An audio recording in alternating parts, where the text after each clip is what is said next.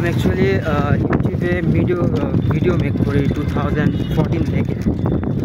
এটা একটা খুব সুন্দর একটা গল্প আছে ভিডিও মেক করার পিছনে, বা ইউটিউবে মানে ফিউচার আমি ইউটিউবার হব বা ইউটিউবে ভিডিও মেক করবো। খুব সুন্দর একটা রিজন আছে, সেটা কোনো এক সময় বলবো। আর এখন যারা বাংলাদেশের বাইরে থেকে কলকাতা থেকে দেখতেছেন, ম্যাক্সিমাম সাবস্ক্রাইব কলকাতা থেকে আসা, তাদেরকে বলবো এটা হচ্ছে আমাদের বাংলাদেশের দোয়েল চত্বর। দেখতে পাচ্ছেন এটা হচ্ছে বাংলাদেশের দোয়েল চত্বর। আচ্ছা, কাম টু দ্য পয়েন্ট। কত হচ্ছে আপনারা যারা দেখতেছেন, আপনারা অনেকেই বলেন যে আপনি কতদিন যাবত ভিডিও মেক করেন এবং আপনার ক্যামেরা এক্সেসরিজ কি, তাদেরকে বলবো যে 2014 থেকে আমি ভিডিও মেক করি। আর আমি আমার ভিডিওগুলো এডিট করি অ্যাডোব প্রিমিয়াম প্রো থেকে, অ্যাডোব প্রিমিয়াম প্রো। আর আমার একটা ল্যাপটপ আছে এই।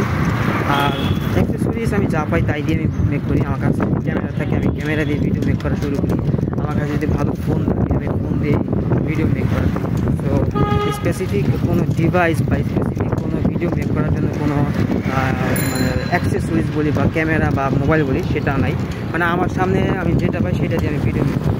Because I love making travel blog, ছোটো ছোটো যে শর্ট ব্লগ বলি এগুলো।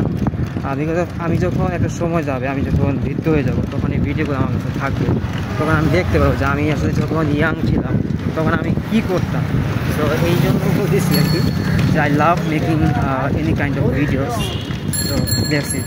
আর আপনারা যারা বাংলাদেশ থেকে ভিডিওটা দেখতেছেন বা যারা বাংলাদেশের বাইরে কলকাতা থেকে ভিডিওটা দেখতেছেন ইন্ডিয়ার, তাদেরকে বলবো যারা সাবস্ক্রাইব করছেন তারা তো করছেন, আর যারা এখন সাবস্ক্রাইব করেননি, এই ভিডিওটা মাত্র আপনাদের কাছে পৌঁছেছে, তাদেরকে বলবো please do subscribe right now my YouTube channel.